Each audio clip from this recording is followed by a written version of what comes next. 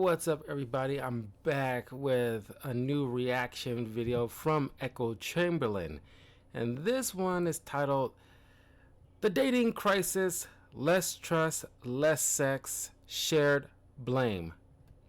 Haven't seen this one yet, so I'll be coming in fresh eyes, but I thought it'd be kind of interesting to talk about. So, of course, I'll be pausing and playing to get my points of view out. But before I continue, please follow Echo Chamberlain's channel. He has like very in-depth analysis on pop culture and other areas of just real life, situations. But also follow me on my YouTube channel, and I can't speak. Ugh, God. On my YouTube channel and Twitch as I stream games, review content, and react to videos. Later on, I will be getting into Resident Evil Requiem. So look forward to that later on. So without further ado, let's check out his video. A lot of women online are starting to get tetchy that the public won't validate their ideological and social views as readily as they used to. They are starting to look like the self-appointed hall monitors of society, and are gradually being held to greater account about their role in the worrying decline of dating between young men and women. The whole Chad, dude bro, looks max, manosphere criticism doesn't land quite so well now, because people are making a clearer distinction between a small extreme of men online and the broader generality of younger men who are bailing on the culture and women and intimacy, not just because they're lacking purpose, but because they're tired of bullshit, and their interests are being routed away from fields and institutions that don't seem as authentic and rewarding as they once did. In explaining why young men and women seem so disconnected from each other, why dating and sex rates are plummeting, and why women need to accept their share of the blame, let's look at some of the established framing and lay out some more realistic framing. Boys are being groomed on social media by Red Pill. No, not really. They are seeing feeds accusing them of acting out socially constructed toxic roles, at the same time as having the original sin of being born with aggression and insufficient empathy, which needs to be acknowledged and conditioned through school intervention programs and media. I'm disappointed in your species. The whole women are more emotionally intelligent than men thing. Progressive women suppose. And I don't even know if women are using emotionally intelligent in the way they think they're doing it, because all I'm getting is, at least from most of these ladies who use this word emotionally intelligent, which is just something that some girls got from their little therapy sessions and didn't take anything from it but new words to regurgitate to society for just any situation against any man. There isn't feelings based like women are. Honestly, when it comes, in my point of view, when I hear ladies talk about like he needs to be emotionally intelligent, to me, A is a red flag, and B, all I'm just registering is just like, oh, he's not feeling or communicating the way I do with my girlfriends, and he should just listen to me and coddle my feelings, fluff me up, and it's like, just more, give more of yourself for me, because I'm a lady and I'm feeling some type of way. And there's a problem that a lot of ladies need to address, because the fellas aren't your emotional tampon. They're not your stress ball. Okay? A lot of you are healthy adults that can regulate your own emotions, because it's those same emotions that get ladies to think, oh, let me divorce this guy because I'm bored. Well, if you're emotionally intelligent, you know how to, you know the difference between exciting and single and stable and kind of boring.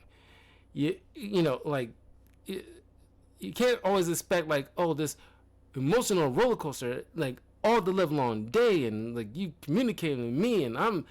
It's like guys don't work in a way that you think they work at, like you want them to work at, in terms of your female purview. Sure, guys should communicate, certainly, but we're going to communicate. We tend to be communicating in a more direct way. We most of the time don't want to sit there and have to coddle your feelings or massage our words because you're too sensitive and you can't regulate your emotions to receive what we're telling you without getting caught up in the weeds of how we're saying it. Guys don't have to worry about that when we're talking amongst each other, and we're less likely to have somebody in the room talking about, like, it's not what you say, it's how you say it. Guys know what we're talking about. We don't need to have to worry about that. It's the ladies that constantly have to worry about that. I argue most women aren't the ones being emotionally intelligent. I think guys are probably way more emotionally intelligent than ladies because we have to be the stoic ones more often than not. I ain't talking about the beta guys who fly off the handle. They usually end up getting cheated on, or they get in prison or dead. That can't regulate their freaking emotions. But guys have to, because we're generally all the stronger ones. If we fly off the handle, things get destroyed. So we have to be the stable rock. But it doesn't give, like, the ladies any kind of pass in just wigging out just because they're ladies. You just as much have to regulate your own emotions. You have to be the emotionally intelligent one. You know full well that, okay, you're a little hungry, you might get testy if you're hungry. So maybe I better get this breakfast bar in my stomach so I don't bite people's heads off. You don't need to use the excuse, oh, I was hungry, so that's why I said what I said to you, even though, it is an excuse. You know it isn't an excuse. You wouldn't accept that for anybody else. The emotionally intelligent stuff is a little bunk most of the time. It's just, another thing that guys have to do to cater to a lady is, like, listen to my emotions. My emotions is, like, up here, and that's the that should be your whole world. My emotions. So that when they got more leverage in culture and society, their emotional maturity, empathy, and relational consensus problem solving would usher in more equity and tolerance and overdue sensible change. Well, they gave us pronouns and bio, and body positivity, and strong female characters on screen in legacy entertainment franchises, and more inclusive identity and empathy-based attitudes and practices in gaming. And after 10 years, no one thinks highly of, or looks back fondly, or sees any staying power in any of that. Tolerance and empathy-based discourse was supposed to be the inevitable result of women taking the cultural and academic reins. When you look at large-scale surveys of speech tolerance, including FIRE's college free speech rankings, men, across ideologies, are more likely to tolerate speakers they dislike. The whole porn thing. Male porn consumption has been framed in scathingly negative terms as rewiring young male brains, teaching them intensity without reciprocity, objectifying women, enforcing unrealistic views and expectations of sexual roles and performance, and dragging men away from intimacy and realization of their true, emotionally fully fledged selves. Somehow, all of this was maintained while flying in the face of multiple other realities. That all the women in the porn videos signed up for the money of their own volition. Roughly 1.4 million American women are creators on OnlyFans, flaunting themselves in shameless exhibitionism for clicks and cash. And some reports indicate that up to a staggering 4% of women aged 18 to 30. And this used to be shame. We need to bring back shame. But this used to be shamed. If you was in this kind of dirty behavior, you used to keep that to yourself. This was in the shadows. But because of the whole what was the slut walk and no slut shaming, no kink shaming. And since that was like rampant in like, after the 2010s, yeah, of course. Why wouldn't girls take advantage of that? Why wouldn't they buy into the notion like, oh, well, guys can have, sex with a bunch of ladies. Why can't I, get paid having sex with a bunch of dudes? That's like, ugh, guys. It's just, and of course, like, you can blame the guys buy into that stuff, but guys like hot women, and if they're starved for like sexual gratification, it has to go somewhere. It has to go somewhere.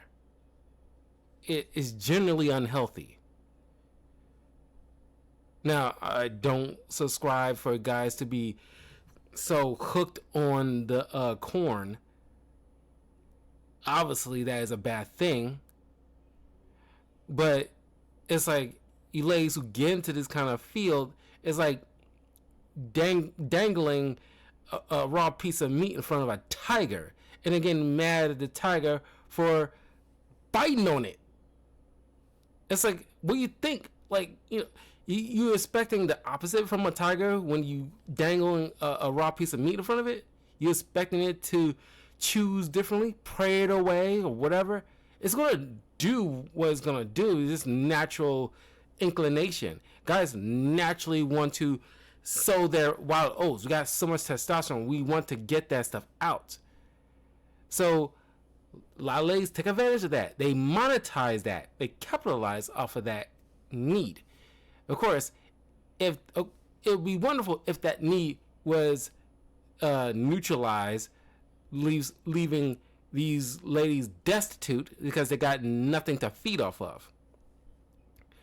But that's why, I don't know if it was like some guy running for mayor or governor, I'm pretty sure it was mayor in Florida, who wants to put like a big tax on OF, so it kind of incentivize anybody who has an OF to either quit or have to raise the monthly price on their OF to a crazy degree, to which forces the guys to kind of opt out because they can't sink too much money into something like this, so they would naturally not want to pay an obscene amount of money. So it's kind of like you gotta, I think that was like a good idea, because you can't stop girls getting into this kind of stuff, but you can make it very difficult, and therefore guys will find it very difficult to participate because he probably won't have that much money, or at least not for long, so he have to opt out. One way or another, that is gonna neutralize all that stuff, and that might cause a tidal wave across the country when they see this, turn fruitful. Because I imagine that will be a fruitful endeavor. 34 in the UK may be such creators, a vast cohort making money from casual self-objectification. Gooning to them, negative and pathetic. Being gooned to, well, that must be 11th or 12th wave feminism, or whatever it is now. The sturm and drang over men watching porn, and the non-stop lazy cause and effect of shaping incel behavior, has also hidden something people are starting to cotton on to more. This isn't entirely about men's health or morality. For a lot of these guys, like the comparison with the tiger and the meat, guys are the tigers, meat is sex. Guys naturally want to hook up. They want to, fulfill their natural biology. But it's just like, it's just a bad thing to take advantage of that, especially guys who don't get that much play. So like I said, they're starving. It'll help that you have genuine women who understand their place in life, and not thinking like, oh, I can do better, and treating these average guys like crap, even though they're average women themselves. It's like this guy might be great for you, and in being with him, he gets fulfilled in his needs, and you get fulfilled in your needs with a stable relationship. Because I'm pretty sure there's a lot of guys these girls friendzone that will probably make great husbands. And and you don't think those guys would like to skinny dip into your vajayjay? But I don't know, it's just it's like treating like that natural biology of guys is like a horrible thing. Of course, guys have to have the discipline, but don't negate the fact that it's there. Women, porn isn't the problem. Men opting out of sexual power dynamics is. A man who can satisfy himself does not need to bestow upon women validation or attention. When men opt out, whether by choice or circumstance, women lose attention, and attention is the gold standard currency for women. Porn, for men, is framed as degrading, immoral, or addictive, while female sex toys and erotica are labeled as empowerment, claiming agency, taking control of their sexuality, breaking historical sexual stigmas, self-exploration. To some young men, women have made themselves so contradictory, so bristling with double standards and indecipherable, they would rather subdue their most powerful primal urges than go through the psychosexual three-ring circus of hooking up with them. Oh, I've been internalizing a really complicated situation in my head.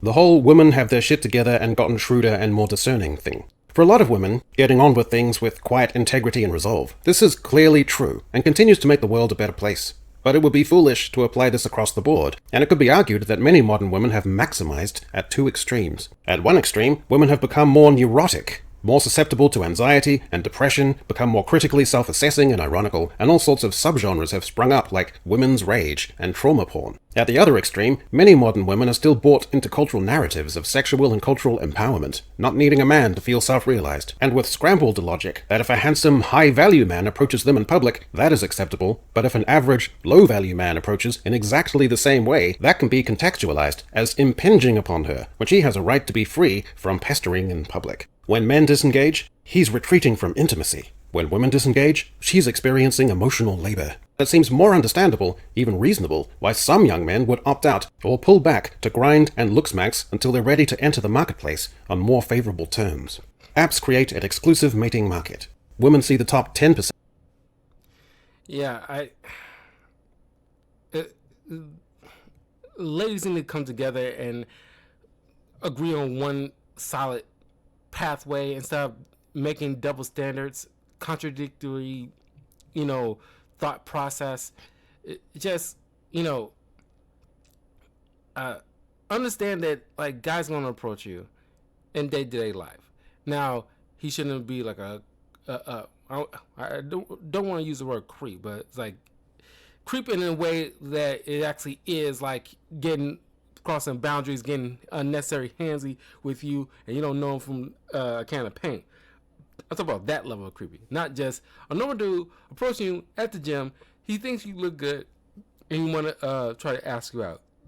Now, of course, you can politely deny and reject. That's fine, but don't try to like just be overall just crude and mean.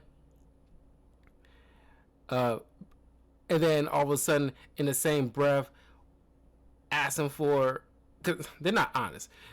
They want to be approached, but they want that super handsome, super tall, hopefully like, very rich to come do the talking. But you don't know that off jump, okay?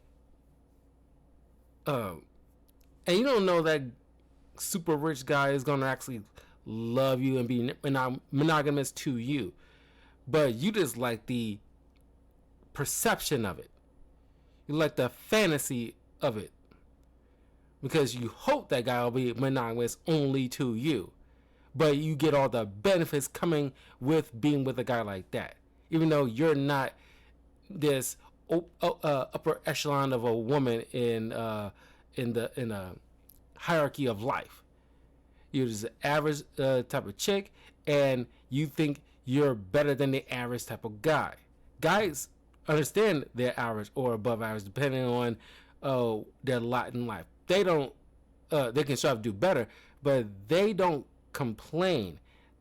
We perfectly fine with, not only shooting up or talking to ladies on our equal playing field. We are very simple. I see a girl that looks good, I will go and talk with her. But, like, it just helps that ladies start meeting guys halfway with this. It's a problem. It's like, we all know what you want, but you don't even know what you're going to do when you get it. So all girls want that high value guy, but do you know what it takes to be with a guy like that? What are you giving to that guy that he can't get from any other one? Because y'all got the same thing. Because he can just as easily find a nice, polite girl who works at Shake Shack and give her a fanciful life, and she knows how to cater to that guy. She's not contradictory. She understands what her position is in the relationship. She's not bragging about whatever degree she might have. She knows that what she's there for. These ladies need to have some clear understanding where their position is in life and what they need to bring to the table that guys want, and stop trying to shoot for the top 20% of dudes, because not all of you deserve that, and you're only going to be disappointed. Of men daily. Men see curated female beauty. The perception of average shifts upward. This has created a new dynamic. Average women don't think they're average. Sustained attention is now unusual, and dating is weird. Modern young people don't have house parties, and dating apps replaced serendipitous encounters. When early adolescents moved online, dating became high stakes with low practice. Dating requires eye contact, long-form conversation, having to wait for the chicken parmesan to be cooked and brought to the table. Most screen interaction is quick, dopamine spiked. If interaction becomes uncomfortable, you close the tab, mute, ghost, or swipe. When someone used to rapid-fire digital stimulation sits across from a stranger for 90 minutes, it feels slow and effortful, like deprivation, like a state of purgatory from the sweatpants on the couch, low effort, flicking back and forth of reels on Instagram. No previous generation socialized primarily through screens and had constant exit options. The nervous system itself has been trained differently. It's also difficult to romanticize someone who seems as digitally hardwired and fatigued as you are. Empowerment versus romance script. Traditional romance involved being smitten, yielding, and the idea of feeling bereft or incomplete without the beautiful other person. Modern ideology emphasizes women's autonomy and self-sufficiency. Self-actualization is primary, and personal brand matters. Those two scripts have been clashing for a long while. Devotion and intensity conflicts with the empowered self-image. The result is ambivalence in real life and indulgence in fantasy. Romance fiction and erotica markets have exploded. Fantasy dominance tropes thrive and are causing bookstore cash registers to ring non-stop. Period drama longing narratives, usually in settings with aristocrats, top the streaming charts. Dating as emotional audit culture. Previous generations didn't have language for everything. Now, young adults are fluent in gaslighting, narcissistic traits, avoidant attachment, and boundary violations. Pessimism is the baseline. Women might be wary a man is secretly problematic. Men might be wary a woman is secretly opportunistic. This isn't universal, but it's common. When interactions are assessed for red flags, unpaid therapy, hidden misogyny, or imbalance of effort, prospects of genuine connection might not be that great. Extremes become cliches. When a subgroup is loud, viral, algorithmically boosted, it becomes overrepresented, a small but culturally visible. Women used to listen to, well, not just their fathers, but older women who are still married and respect their husbands. They used to listen to women like that in order to navigate the world when they grow up. But instead of listening to somebody like Felicia Rashad or Sherry Shepard, who tries to teach women they need to move properly. They call them pick-me's. They get all up in their feelings because somebody dared be the one to tell them opposite of what, the majority has been gassing their head up with. Oh, it's fun to play the field and climb the corporate ladder in your 20s, wasting your time instead of forming meaningful connections with guys on your level who are generally good people that will make great partners in a potential marriage that you can have possibly 3-4 kids with. You dress appropriately. You don't go out as much. You make sure like that, because it's kind of ironic. So many ladies complain about work, and they just want to just be in a house and just not be in the field work pretty much, and like used to have that, but you bought into the whole feminism thing, and now you're begging for what you used to just get off rip. I wouldn't say you missed the boat, but it's kind of like you because girls are not stupid. You know who you shouldn't listen to, and know who you should have listened to. But it's all about me, all self, all fun, and pushing the responsibility and what matters most further along as much as possible, and not just like and don't think that it will never come back to bite you in the butt. Guys, understand what is expected of them from the time we are very young. We don't get the benefit of being like having our heads gassed up, thinking we're 10 all the time, thinking somebody's gonna come in and swoop them and save us from our bad behaviors. We don't get that benefit. Ladies, you got to listen to like the wiser folk, people who are telling you something. If a person's telling you something that seemingly ain't as fun, then it's probably the right thing to do. If something is boring, then it's probably good for you. Boring typically means stable. Stable doesn't require this emotional roller coaster. Stable means like, things on an even keel. It's like, I know, like some people don't care for the mundane routine. I'm not saying that a guy can't once in a while take you out on a trip if he's saved up right. Or every once in a while you have like a date night, or have some kind of spontaneity in the bedroom. Nobody's saying you can't have that. But keep in mind, when you enter a solid relationship, don't expect it to be this, just rose-colored glasses wonder. It's like there's work behind it, but there's peace of mind. It's like that he got your back and you have his. That like if there's too much on your plate, he will take that load off your plate. It's peace. It's so peaceful. It's nice to have someone you can count on. Instead of pushing guys away, you could have, long since gotten what you really want. And by the time you're getting to your late 30s and your 40s, if you feel inclined to relax a little bit, most guys will be more than happy to let you do it, because we're the workhorses. We are more than happy to like be the ones primarily doing the work. That's what we're built for, because we know that you'll be at home taking care of the kingdom and potentially offspring, which generally what you want to do in the long run anyway. You want to do all the cooking and cleaning. That's what you want to do for the most part anyway.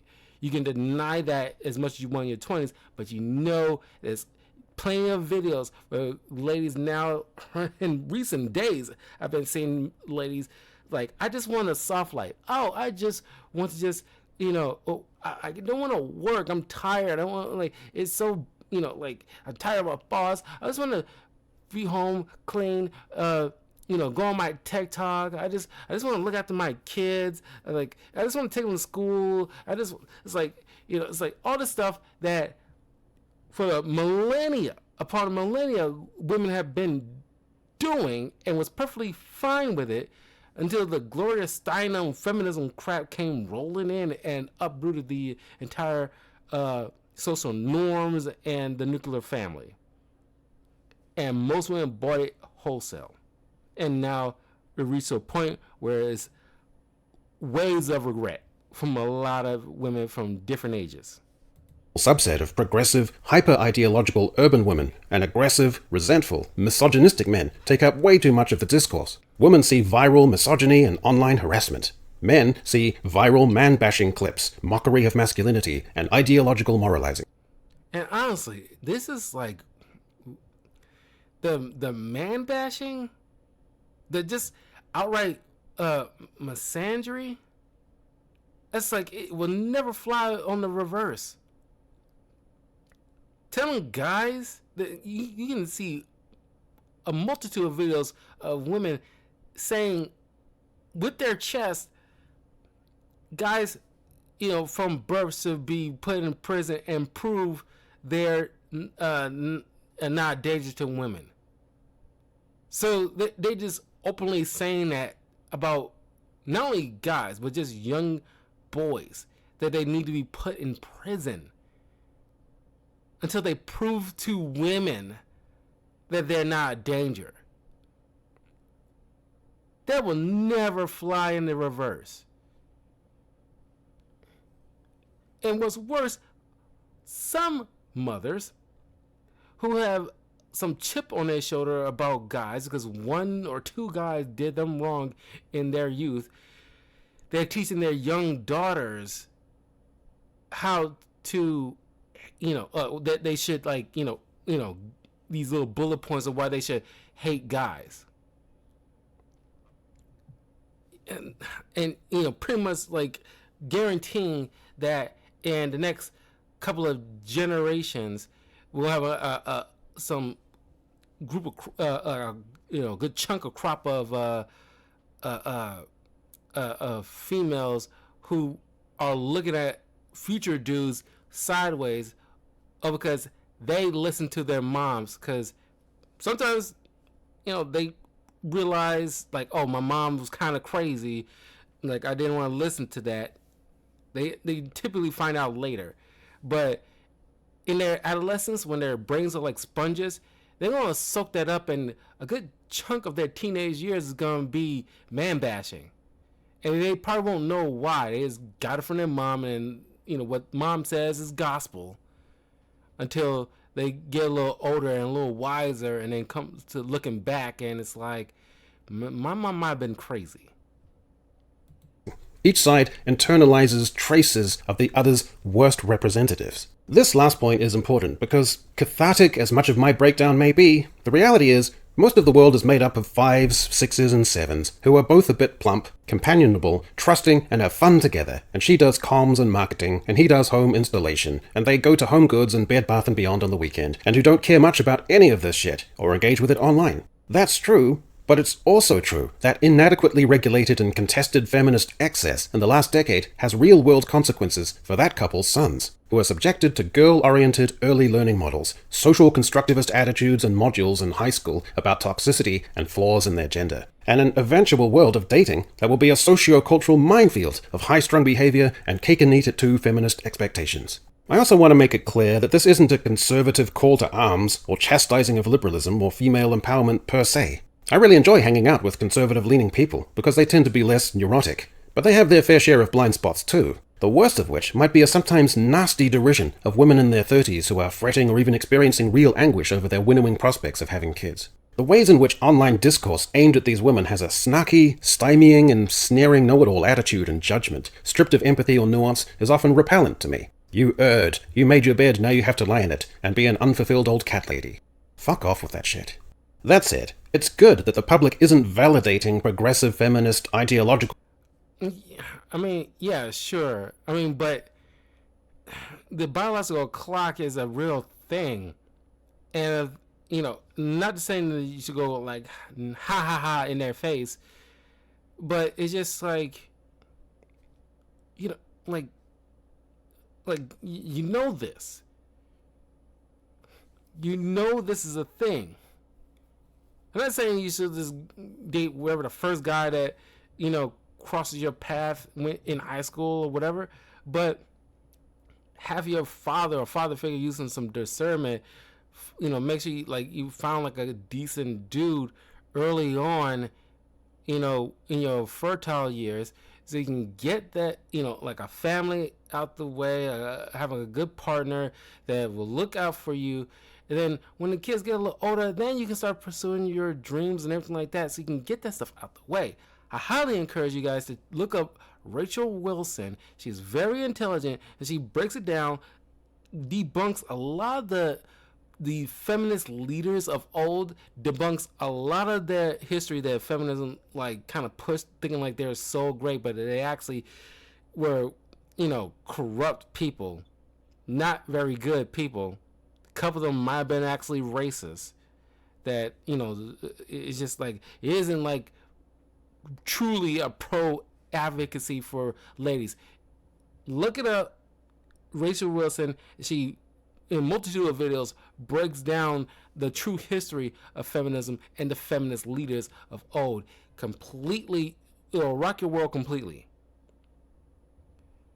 Okay, you need to make sure the young girls know this, so that way they won't buy into this crap. Especially don't send them to any colleges, because they regurgitate this crap in these female studies class. So, and probably forcing guys into these kind of little feminized classes too. I mean, not specifically female studies, but you get them turning into soft beta dudes, and then the contradictory comes into play. They want strong masculine men, but they hate it. It's coming from guys that don't subscribe to their line of thinking, aka the male feminist beta bitches. Guys who can't hold women accountable or hold their feet to the fire for any level of reason, because they're sneaky efforts, because they're trying to use it as a mating strategy half the time in order to get laid, because they thought it might be easier to shove guys under the other guys under the bus in order to hopes to get laid by the chick if he lets her be the leader or agrees whatever she wants, which is a turnoff for most women. And when she approaches a guy who stands on business and tell her no and puts her in a place where they want to admit it or not, they find that a turn on. And that's where the contradictory comes into play. Because a lot of girls talk about this on their social media. They want the essence of what a man is, which is typically in very conservative leaning type of dudes, but they want it in the form of the liberal male feminist form. The essence into the other form, so they can have some kind of perfect fusion of the two, which won't ever exist. There's gonna be a trade-off in a way. Life is about trade-offs. Sure, you can have a male feminist as a potential husband, but you gotta take the good and the bad that comes with it. You can be the leader of the household, but you don't cheat on him though, because you got what you want. You got the kind of guy that you want. So don't go around banging the pool boy or something like that, because he's the one that put you in your place and told you no. That stand on business, acting like a man, as opposed to your beta dude who lets you leave the relationship and whatever you want to, dear, step on me. And but if you go with the conservative guy, you gotta take what comes with that too. That means that you probably won't get much of a say in the relationship. He's got to be the leader. You can have your suggestions, but at the end of the day, he calls the shots. Like, he's gonna pretty much handle stuff.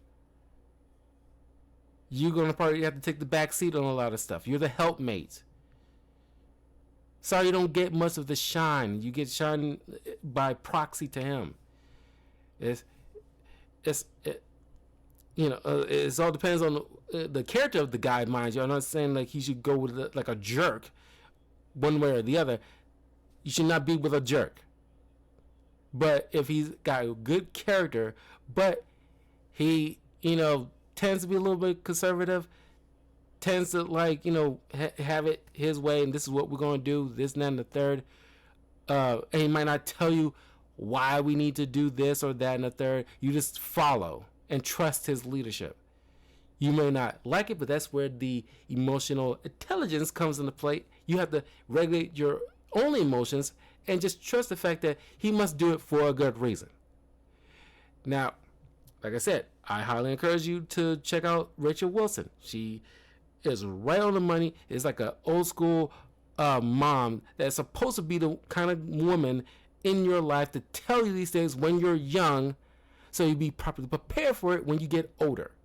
The kind of woman that you actually should be listening to.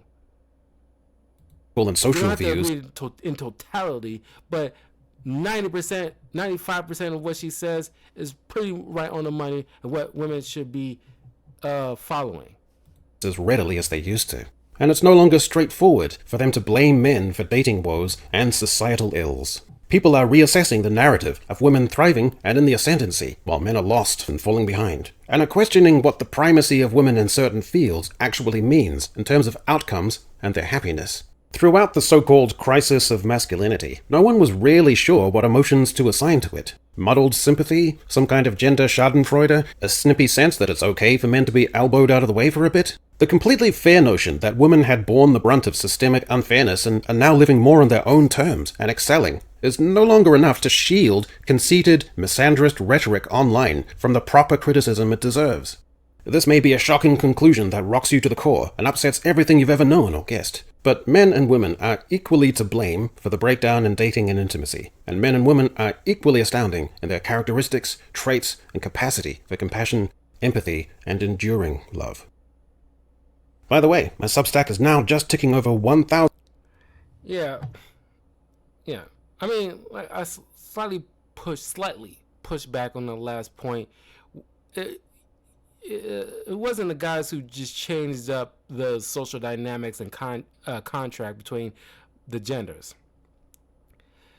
There are some bitter women back in the day that wasn't satisfied with their lot in life, that wanted to just uproot the social norms for the sake of themselves and not for just women in general. And guys don't really change all that much. We didn't stop picking up our end of the couch. It was mostly ladies. And understand, like, something like, why you gotta be a gender war? Why you gotta be like, this pointing fingers? Well, you can't help but point fingers when one side just all of a sudden just kind of like, stop picking up their end of the couch. And you call them out on it. And if you call them out on it, that means you're naturally going to be pointing a finger at them. Hey, why are you not picking up your end of the couch?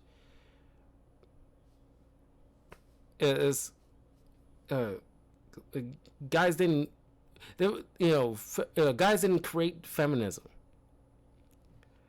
Guys didn't say terms like the future is female. Guys not the one who say things like the force is female. We didn't start that. Guys not the one saying like, oh, we're a 10. Everybody is equal. We didn't start that. But more and more women are starting to wake up, thank God. And there's going to be like a nice little shift, hopefully within the next possible generation. Because it would be a shame that the little boys and girls of today grow up into their 20s and they still blaming guys for certain decisions that grown women made but want to make a guy's problem. Anyway, I will see you guys in a little bit. Probably going to react to one more thing before I start playing some Resident Evil. But we'll see.